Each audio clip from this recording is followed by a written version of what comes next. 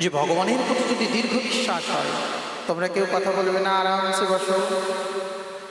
ভগবানের প্রতি যদি দীর্ঘ বিশ্বাস শ্রদ্ধা যদি একবার এসে যায়, ভগবানকে কখন পাওয়া যায়? যখন একেবারে দৃঢ় শ্রদ্ধা এসে যায়। আস্তে দাঁড় করতে বললাম বলে একেবারে তোমরা কিচির মিচির করবে তা হবে না, কিন্তু একদম কথা হবে না। যে যে কথা বলবে তার জীবের মধ্যে কি করবো জানো তো? ওই যে কাপড় মেলার সময় তোমরা এই যে একেবারে কাঁটা নিয়ে আসো না, যে যে কথা বলবে তার জীবের মধ্যে কাঁটা দিয়ে দেবে।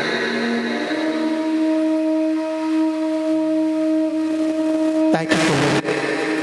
5 বছরের বছর ধ্রুব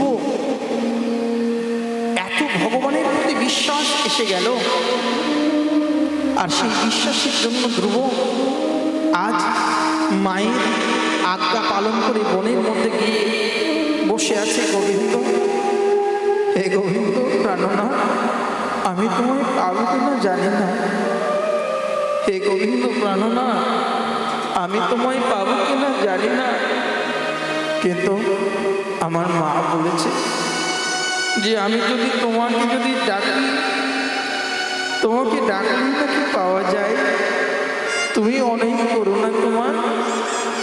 তাই গোবিন্দ, আমি তো শিশু, কিছুই জানি না, আমার ভক্তি নাই, আমার ধর্ম নেই, কর্ম নেই, কিছু নেই, শুধু তোমাকে একটু হৃদয়ের অন্তরের গভীর ভালোবাসা।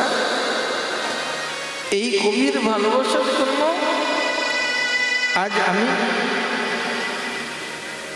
তোমার চরণে ঠাঁই নিয়েছি। ঠাকুর, তুমি আমাকে রক্ষা করো। শুধুমাত্র আমার মায়ের আশীর্বাদ নিয়ে আজ আমি তোমার নামে আজ আমি বেরিয়ে গেছি। মধুবনের মধ্যে ধ্রুব প্রবেশ করে যমুনার পবিত্র তটে বৃন্দাবনের ওই পারে গিয়ে, যেখানে লক্ষ্মী দেবী তপস্যা করেছেন, সেখানে ধ্রুব গিয়ে পরম আনন্দে তপস্যা করছেন। কিন্তু তপস্যা কি করবেন জানেন তো মা? শুনে রাখুন মায়েরা। এই বাচ্চা, যে কথা বলবি সে কথাকে বেদে বৃন্দাবনে নিয়ে যাবো, কিন্তু একদম একটা আজ করবি না। তাই কি করলেন?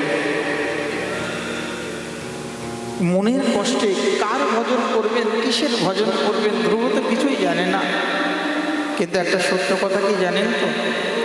আমরা সংসারী জীব, হরি ভজন জানি না, কিন্তু যখন ভগবান শ্রীহরিকে ভালোবাসবেন, ভগবানের প্রতি যখন আপনার প্রেম হবে, ভক্তি হবে, তখন ভগবান কৃষ্ণ গুরুরূপে ঘরে ঘরে দীক্ষা দেন, সভাকারে শাস্ত্র রূপেতে দেন শিক্ষা। তখন ভগবান তিনি কি করবেন? সাধুরূপে আমাদের ঘরে কাউকে না কাউকে আমাদেরকে প্রেরণ করিয়ে দেবেন, কোনো না কোনো সাধুগুরু বৈষ্ণবের সান্নিধ্য লাভ করাবেন। ধ্রুব মনে মনে চিন্তা করছিলেন, আমি কার ভজন করব, কি করে ভজন করব, কে তোমাকে তো আমি দেখিনি ঠাকুর। নারদ মুনি সাথে সাথে এসে বলছেন, বৎস, তুমি একেবারে বাচ্চা শিশু, আর এই বেলবন যেখানে বড় বড় কাঁটা, এই কাঁটার মধ্যে তুমি কি করে আসলে? তোমার এখন কোমল বয়স, খেলার বয়স, আর তুমি সেই বয়স ত্যাগ করে দিয়ে বৎস ধ্রুব, একেতে রাজপুত্র, আর রাজপুত্র হয়ে তোমার এই বৈরাগ্য, না না না, এটা শোভা পায় না। তুমি চলে যাও বনের থেকে। বৎস, তুমি হয়তো মনের আবেগে এখানে এসেছ। বললেন যে নারদ, আমি হে দেবর্ষিপাদ, মনের আবেগে আমি এখানে আসিনি। আমি কেন এসেছি জানো? আমি এসেছি আমার পিতার ওই রাজ সিংহাসনে। আমার পিতা যেন আমার মাকে শ্রদ্ধা করে, আর আমি যেন আমার পদ্ম পলাশ লোচন শ্রীমুরহরিকে দর্শন করে আমার মনের দুঃখকে দূর করতে পারি। আপনি আমাকে যতই বোঝান না কেন, আমি এখান থেকে কোথাও যাব না। এই জন্য বললেন দৃঢ় বিশ্বাস যার মধ্যে আছে। ভগবানের মন্দির করতে হবে মানে করতে হবে, ভগবানের জন্য বৃন্দাবন যেতে হবে, যেতে হবে, ভগবানের জন্য একাদশী করতে হবে তো করতে হবে। একদিনও জীবন থেকে একাদশী ব্রত নষ্ট করব না, একদিনের জন্য ভগবানের চরণে তুলসী না দিয়ে কোনো কিছু খাবো না। এই দৃঢ় বিশ্বাস যার প্রতি আছে, কেন ভগবান কাকে ভালোবাসে জানেন তো? যার মধ্যে নিষ্ঠা আছে, যার মধ্যে ভক্তি আছে, নিষ্ঠা আছে। কষ্ট হলেও, ঠান্ডা হোক গরম হোক, কষ্ট হলেও সকালবেলা সুন্দর করে ঠাকুরের ঘরে আগে যাব, আগে ঠাকুরের সংসার পরে আমার সংসার। আর আমি যদি মনে করি যে আগে আমার সংসার পরে ঠাকুরের সংসার, আমরা উল্টা। মায়েরা কী করি, সকালবেলা উঠে সব কাজ করে দুপুরবেলা ঠাকুরকে ওই একটা কী করি নকুলদানার বাতাসা দিই, তা আবার আধা খেয়ে যায় ইঁদুরে, আধা খেয়ে যায় পিঁপড়াতে। এই হচ্ছে আমাদের জীবন। এই ভালোবাসা দ্বারা নয়, ধ্রুবের মতো দৃঢ় শ্রদ্ধা, একেবারে গাঢ় শ্রদ্ধা না। আমি যখন এসেছি ভগবানের দর্শন করতে গিয়ে যদি আমার মৃত্যু হয়ে যায়, কিন্তু তথাপি আমি এখান থেকে কোথাও যাব না। দেবর্ষিপাদ নারদ দেখলেন যে ধ্রুবের যে মনোবল, আমি চাইলেও ধ্রুবকে সংসারে ফিরিয়ে দিতে পারব না। তাই আজ ধ্রুবকে বললেন, বৎস তুমি যদি হরিভজন করতেই চাও, তাহলে তোমাকে আমি এই দ্বাদশ অক্ষর মন্ত্র প্রদান করছি। এই মন্ত্র ধ্যান করবে, তার স্বরূপের চিন্তা করবে, তাহলে কি হবে জানো তো? ভগবান এই মন্ত্র জপ করতে করতে ধ্যান যদি না করা যায়, এই জন্য একটা কথা মনে রাখবেন মায়েরা, আমরা যে গুরু মন্ত্র পেয়েছি, অনেকেই বলেন যে আমরা দীক্ষা মন্ত্র পেয়েছি। শুনে রাখুন, দীক্ষার সাথে মন্ত্রের সাথে যদি গায়ত্রী যদি জপ না থাকে, তাহলে ওই মন্ত্রের কোনো মূল্য থাকে না। এই সংসারের মধ্যে প্রত্যেকটা মন্ত্রের মধ্যে গায়ত্রী আছে। মন্ত্র মানে স্মরণ করা, জপ করা, আর গায়ত্রী বলতে তার ভগবানের ধ্যান স্বরূপ, তার পূজা আদি করা। শুধু যদি আপনি গুরুমন্ত্র নিয়েছেন 2 অক্ষর 4 অক্ষর 6 অক্ষর 8 অক্ষর, বললেন যে না, বৃন্দাবনী নবীন মদন কাম বীজ কাম গায়ত্রীতে হয় যার উপাসন।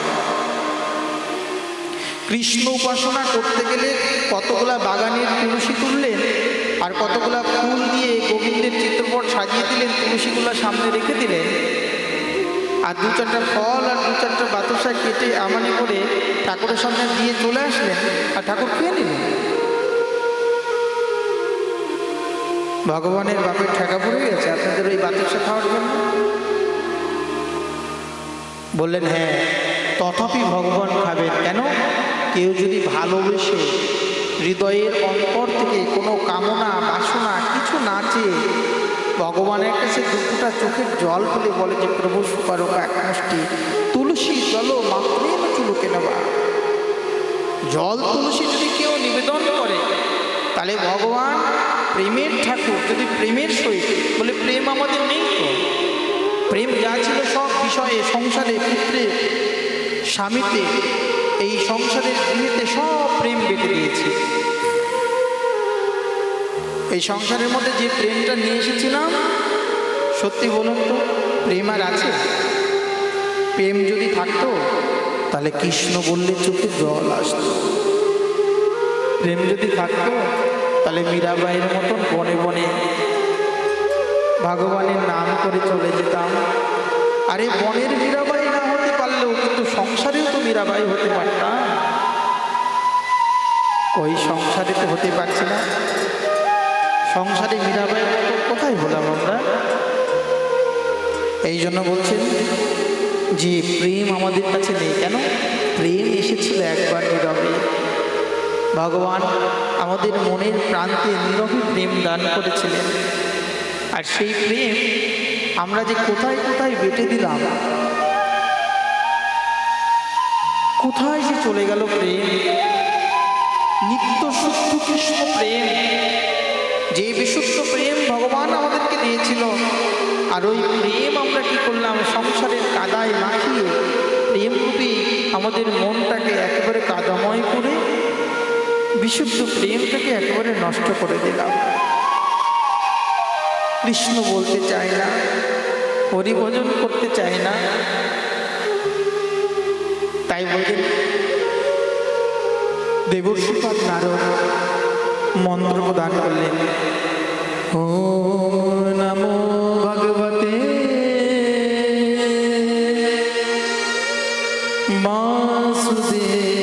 বাসুদেবায় মন্ত্রেণ নয়ন দেবস্য কুর্যাদ্দেবময়ী বুধ। বললেন যে বৎস, এই 12 অক্ষরের মন্ত্র আমি তোমাকে প্রদান করলাম, তুমি সদাচার হয়ে মনের মধ্যে 12 অক্ষরের মন্ত্র জপ করবে, ধ্যান করবে, ভগবানের পূজা করবে, তবে শ্রীহরি তোমার প্রতি প্রসন্ন হয়ে ভগবান একদিন তোমায় দেখা দেবে।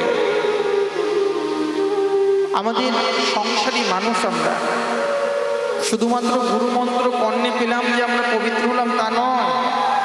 গুরুমন্ত্র পাবার পর তার জপ যদি না করি, তার ধ্যান না করি, তার পূজা যদি না করি, যে মন্ত্র পেয়েছি সেই মন্ত্র দেবতার যদি পূজা নিত্য না করা যায়, সেই মন্ত্র দেবতার যদি ধ্যান না করা যায়, সেই মন্ত্র দেবতার যদি স্মরণ না করা যায়, তাহলে সেই দেবতা আমাদের হৃদয় মন্দিরের মধ্যে কখনোই জাগ্রত হয় না।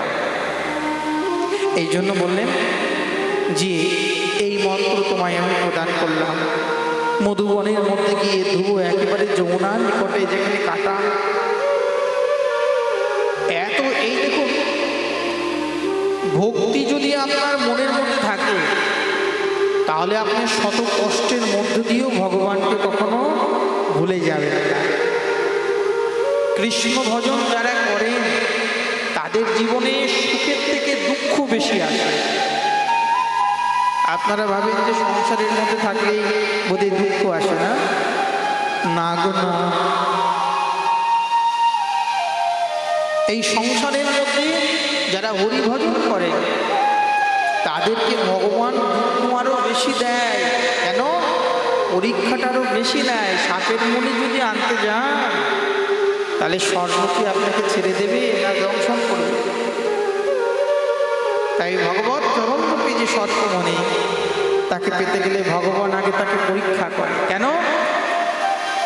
যেমন স্বর্ণকারের কাছে কোনো সোনা যদি নিয়ে যাওয়া যায়, স্বর্ণকার সেটাকে আগে পুড়িয়ে জ্বালিয়ে তারপর মেশিনের মধ্যে দিয়ে আবার নতুন করে একটা গহনা তৈরি করে, তাই না? তেমনি ভগবানের ভক্ত যারা, এই ভগবানের ভক্তদেরকে ভগবান কি করে, এই সংসারে রাবণের মধ্যে মায়াদেবী দ্বারা বিতাড়িত করে দুঃখ আদি ভৌতিক আদি দৈবিক আধ্যাত্মিক তাপের দ্বারা তাপ জ্বালায় জর্জরিত করে ভগবান বলেন, কিরে কষ্ট হচ্ছে? কিরে তো কষ্ট হচ্ছে? যদি কষ্ট না হয় তাহলে আরো দুঃখ দেব। এই সংসারে 2 শ্রেণীর ব্যক্তিকে ভগবান দুঃখ দেয়। যারা নিত্য মুক্ত জীব, তাদেরকে কষ্ট দিলে ভগবানকে বলে, আমায় আরো দুঃখ দাও, তোমার এই দুঃখ যেন আমার একেবারে গলার। আর যারা আমরা সংসারে বদ্ধ জীব, বিষয়ের বিষ মেখে রেখেছি, তাদেরকে দুঃখ দিলে আমরা দুঃখ পাই। কিন্তু এই দুঃখটা ভগবান যে আমাদেরকে দেয়, কেন দেয় জানেন তো? এই জন্য দেয় যেন আমরা ভগবানকে ভালোবাসতে পারি। এই সংসারের ভালোবাসা ত্যাগ করে, সংসারের মোহ ত্যাগ করে, সংসারের মধ্যে থেকেও সংসারের প্রতি আসক্তি না করে আমাদের মনটা যেন ভগবানের চরণে গিয়ে নিবেশিত হয়। প্রেমসে বলো। তাই সেই প্রেমকে আশ্রয় করবার জন্য আমাদের মনের মধ্যে একটা ভাব আসা দরকার। কঠোর তপস্যা করলেন, কঠোর তপস্যা করে ধ্রুব বনের মধ্যে প্রবেশ করে মনে মনে সংকল্প করলেন, এই দেখুন হরিভজন করতে গেলে সংকল্প না করলে হরিভজন হয় না, একাদশী না করলে হয় না, জপ তপ না করলে সংকল্প করে হরিভজন করতে হয়। এই জন্য শ্রীমন মহাপ্রভু আমাদেরকে এই মালা দিয়েছেন, আর এই মালার মধ্যে এই যে জপমালার সাক্ষী রেখেছেন। কেন? যে আমরা প্রত্যেকদিন নিত্য নিত্য সংকল্প করে জপ তপ করতে হবে, একটা নিয়ম রক্ষা করতে হবে, নিয়ম মেনে চলতে হবে। তাই ধ্রুব সংকল্প করলেন কি, যে প্রত্যেক দিন 3 রাত্রি পর পর একদিন মাত্র কদবেল খেয়ে তিনি জীবনযাপন করবেন। কিন্তু তাতেও ভগবান দেখা দিলেন না। মনের মধ্যে বড় অনুরাগ হল। ধ্রুব মনে মনে করলেন, আমি আরো কঠোর ভজন করব। দ্বিতীয় মাসে তিনি 6 দিন পর পর একেবারে কচি ঘাস খেয়ে জীবনযাপন করতে লাগলেন। তাতেও ভগবান দেখা দিলেন না। ভগবান কি ধ্রুবের দিকে তাকাচ্ছিলেন না? ভগবান দেখছিলেন যে ধ্রুবের মধ্যে কতটা বৈরাগ্য, আমার জন্য ধ্রুব কতটা ত্যাগ স্বীকার করতে পারে। 3য় মাসে ধ্রুব তাও ছেড়ে দিলেন। 9 দিন পর পর শুধু একবার জল পান করে কঠোর তপস্যা করতে লাগলেন। ভগবানের জপ, ওম নমো ভগবতে বাসুদেবায়। ভগবান তাও দেখা দিলেন না। ধ্রুবের মনের মধ্যে আরো অনুরাগ বেড়ে গেল। ও, তুমি আমায় পরীক্ষা নিচ্ছ ঠাকুর? ঠিক আছে, আমি আরো তপস্যা করব। একেবারে 4র্থ মাসে 12 দিন পর পর একবার শুধুমাত্র নিঃশ্বাস নিয়ে আর দম বন্ধ করে 12 দিন অবধি তিনি মনে মনে জপ করতে লাগলেন ভগবানের নাম। ভগবান তাতেও দেখা দিল না। ধ্রুব মনে মনে চিন্তা করলেন, তুমি যদি আমায় দেখা নাই দাও, তাহলে আমি আর বায়ু, এই যে শেষবারের মতন বায়ু নিলাম, আর আমি বায়ু ত্যাগ করব না। তাতে যদি আমার প্রাণ চলে যায় যাক, কিন্তু আমি আর বায়ু আমি ত্যাগ করব না। কত কঠোর তপস্যা! আমাদেরকে কি মহাপ্রভু এ কথা বলেছেন? মহাপ্রভু শুধু বলেছে যে তোমরা নিরামিষ আহার করে, শুদ্ধ আহার করে সংসারের মধ্যে আমাকে ভজনা করো, নাম জপ করো, ঠাকুর উপাসনা করো। এতটুকু করতেই আমরা একেবারে নেতিয়ে যাচ্ছি। 5ম মাসে বায়ু ভক্ষণ করা ত্যাগ করে দিলে। তখন কি হলো? ভগবান চতুর্দিকে ব্রহ্মাণ্ডের শ্বাসরুদ্ধ হয়ে গেল। ভগবান আর থাকতে পারলেন না। ধ্রুব, এত কঠোর তপস্যা তুমি করলে বালক হয়ে? ভগবান সম্মুখে এসে গিয়ে বললেন, সবই ধিয়া যোগ বিপাকতি প্রয়া। হে ধ্রুব, যোগীগণ যে তীব্র ভজন করে, কিন্তু তোমার এই ভজন যোগীগণের তীব্র ভজনের থেকেও মহাতীব্র। তুমি যে ভজন করে দেখিয়ে দিয়ে গেলে, এই সংসারে তোমার মতন এত তীব্র ভজন আর কেউ করতে পারবে না। তুমি 5 বছরের শিশু হয়ে যে কঠোর ভজন করে থুয়ে গেলে, ইতিহাসের পাতায় তোমার নাম লেখা থাকবে। মাত্র 5 বছর বয়সে তুমি শ্বাসরুদ্ধ করে যে ভজন তপস্যা করতে হয়ে গেলে। ধ্রুব, ঋত পদ্মকে স্ফুরিতম তরিত প্রভুম তিরোহিতম সহসিদ্ধিয় লক্ষ্যয় বহিস্থিতম তদবস্থম দদর্শয়া। হে ধ্রুব,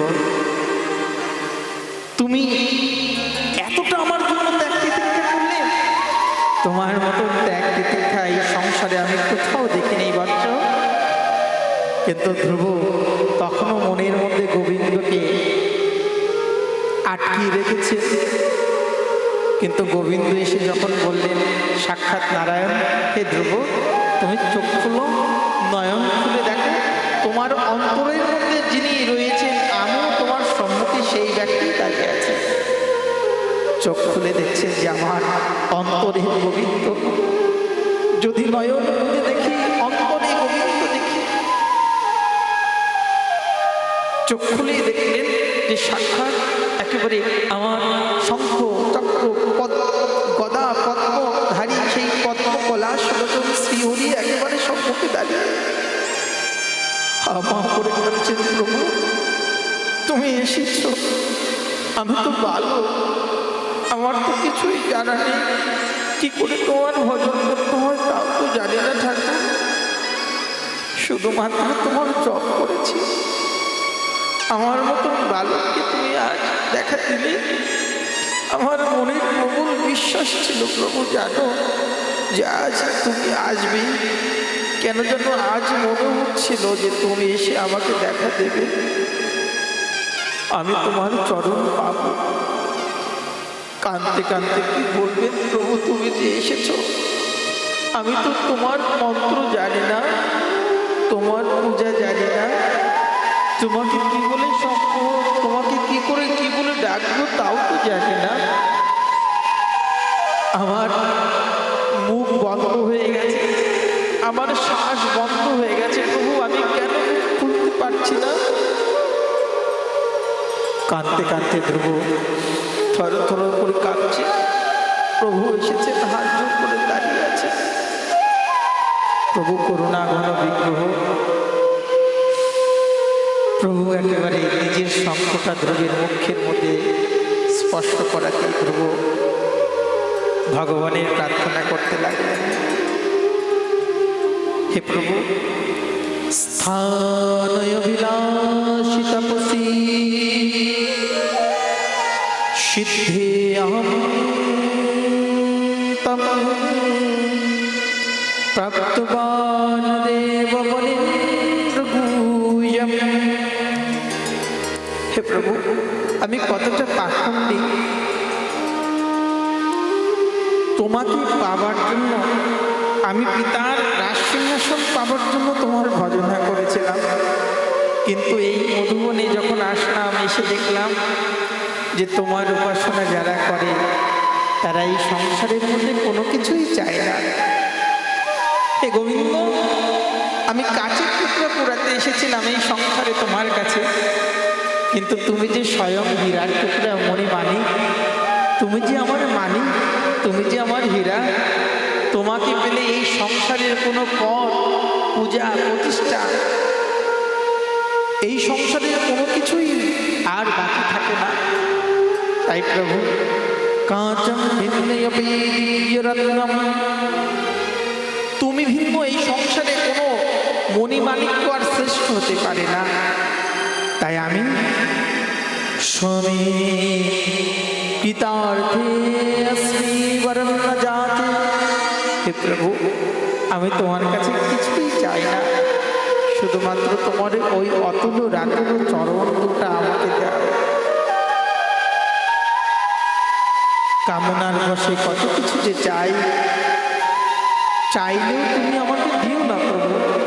আমি চেয়েছিলাম তার রাজসিংহাসন, কিন্তু আজ যখন আমি তোমাকে পেয়েছি, তোমাকে পাওয়ার পর আমার রাজসিংহাসনের প্রয়োজন নেই।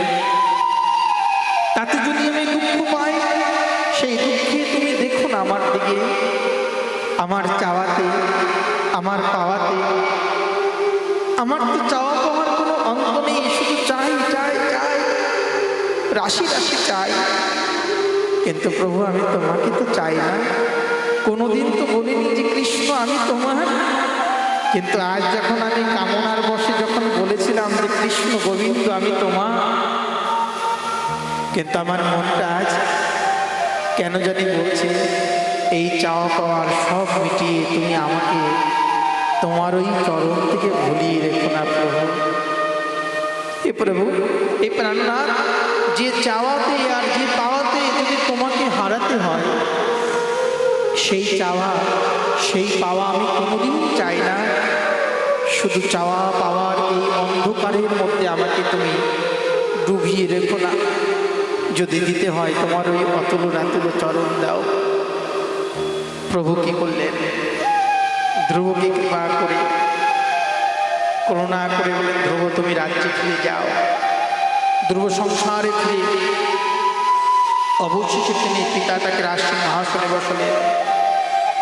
উত্তম বনের মধ্যে গেছিল, আর উত্তম বনের মধ্যে গিয়ে তার ছোট ভাই সর্পের দংশনে নিধন হলো। ধ্রুব নিজের রথে করে সেই সর্পকুলকে নিধন করবার জন্য আকীর্ণ অলকাপুরীতে গিয়ে যেখানে সর্পকুল তাদেরকে হত্যা করতে লাগলেন। সর্পদের অধিপতি সাক্ষাৎ কবির এসে বললেন, ধ্রুব, তুমি তো ভগবানের পরম ভক্ত, এভাবে অন্যায় করা তোমার ঠিক হচ্ছে না। তাই কি করলেন যে ধ্রুবকে বললেন, তুমি এই অহিংসা ধর্ম ত্যাগ করো। হে ধ্রুব, তুমি বর চাও। বললেন যে আমাকে যদি তুমি বর দিতে চাও হে রাজন, তাহলে আমাকে এই বর দাও, আমি যেন জন্ম জন্মান্তরে যেন প্রভু আমার হৃদয় থেকে যেন মুছে না যায়। সাথে সাথে এই বর দিলেন। বললেন যে ধ্রুব, স্বর্গের বৈকুণ্ঠের পার্শ্বজন যখন ধ্রুবকে নিয়ে যাচ্ছিলেন, ধ্রুব মনটা খারাপ করে বসেছিলেন। ধ্রুব, তুমি মন খারাপ করে বসে আছো? বললেন যে হ্যাঁ, আমার মায়ের কথা খুব মনে পড়ছে। দুঃখিনী মা না জানি কেমন করে আছে, কত কষ্টে আছে। বললেন যে ধ্রুব, তোমার মতন ভক্ত যে কুলে জন্মগ্রহণ করে সেই কুল একেবারে কি হয় জানো? কুলম পবিত্র। তোমার মতন বৈষ্ণব সন্তান যে কুলে জন্মগ্রহণ করে সেই কুল পর্যন্ত পবিত্র হয়ে যায়। কত কুল? বললেন যে 3-7টা 21 কুল, পিতৃকুল, মাতৃকুল এবং নিজের আত্মীয় কুল সব উদ্ধার হয়ে যায়। জননী কৃতার্থ, সেই মায়ের গর্ভ পর্যন্ত সৃষ্ট হয়ে যায়, যে গর্ভে একটা বৈষ্ণব সন্তান জন্মগ্রহণ করে। যে ধরনীতে, যে গ্রামে, যে স্থানে কোনো বৈষ্ণব সন্তানের জন্ম হয়, সেই বসতিষ্ঠ ধন্যা মৃত্যন্তে স্বর্গে পিতরপি যেষাম স্থলে বৈষ্ণবানাধেয়ম। স্কন্দ পুরাণ বলছেন যে যেখানে কোনো বৈষ্ণব সন্তান জন্মগ্রহণ করেন সেই জাতি, সেই কুল উদ্ধার হয়ে যায়। ভগবান করুণা করবার জন্য ওই সকল জাতিকুলকে উদ্ধার করবার জন্য বৈষ্ণব রূপে কোনো সন্তানকে প্রেরণ করেন। প্রেমসে বলো। আর বললেন যে ভগবানের ভক্ত যে স্থানে অবতারে, চৈতন্য ভাগবতে রায় রামানন্দ সাক্ষাৎ ভগবান চৈতন্য মহাপ্রভু বলছেন যে ভগবানের ভক্ত যে স্থানে অবতারে তাহার প্রভাবে 1,00,000 যোজন বিস্তারে। 1,00,000 যোজন মানে 12 লক্ষ কিলোমিটার। তাহলে বিচার করে দেখুন 12 লক্ষ কিলোমিটার কত দূর হতে পারে। তাই একটা বৈষ্ণব সন্তান যদি কোনো কুলে জন্মগ্রহণ করে তাকে কখনো একেবারে তাড়না ভৎসনা করবেন না। মনে রাখবেন একটা কথা, যে ভগবান ভক্তি সকলের হৃদয়ের মধ্যে দেয় না। যার হৃদয়ের মধ্যে ভক্তি দেয় তাদের জীবন ধন্যাতে ধন্য হয়ে যায়। ভক্তি বড় দুর্লভ বস্তু গো মা। ভক্তি এতটাই দুর্লভ যে ভক্তি দেবার জন্য ভগবান স্বয়ং পিতা রূপে এসে তার সন্তানদেরকে, জগতে পুত্রদেরকে শিক্ষা দিচ্ছে। সুখদেব গোস্বামী পার্কে প্রশ্ন করলেন, পরীক্ষিত কি সেই দুর্লভ ব্যক্তি? ভগবান কোন রূপে এসেছিলেন? পিতা রূপে, আর এসে তার পুত্রদেরকে শিক্ষা দিয়েছেন। বললেন যে শুনতে চাও? ভগবান প্রিয়ব্রতের পুত্র, আমি এতক্ষণ তোমার তানপাদের পুত্রদের কথা বললাম, এখন আমি তোমাকে প্রিয়ব্রতের পুত্রের কথা বলছি। যে প্রিয়ব্রতের পুত্র ছিল আগ্নিগ্ধ, আর এই আগ্নিগ্ধের পুত্র ছিল নাভি। নাভির কোনো সন্তান ছিল না। নাভি একদিন যজ্ঞ করেছিল, আর সেই যজ্ঞের মধ্যে যে চেরু অর্থাৎ এই সত্য উঠে এসেছিল যজ্ঞের মধ্যে। ভগবান তিনি যজ্ঞের মধ্যে থেকে প্রকট হয়ে বললেন যে কি চাও? বলে আমি তোমার মতন সন্তান চাই। তাই বললেন যে আমার মতন সন্তান একমাত্র আমি ছাড়া কেউ হবে না, অদ্বিতীয় নেই। অহম এবং অদ্বিতীয়ম, আমি একমাত্র, আমি এক, আমি অদ্বিতীয় নয়। আমার মতন সন্তান পেতে গেলে আমাকেই উপাসনা করতে হবে। তাই ভগবান স্বয়ং ওই নাভির গর্ভে ঋষভ রূপে জন্মগ্রহণ করলেন। বলে ঋষভদেব ভগবান কি? ওই ঋষভ রূপে জন্মগ্রহণ করে ভগবান তিনি কি করলেন? ঋষভ নামের শ্রেষ্ঠত্ব নিরূপণ করবার জন্য তিনি বিবাহ করলেন। আর বিবাহ করে সাক্ষাৎ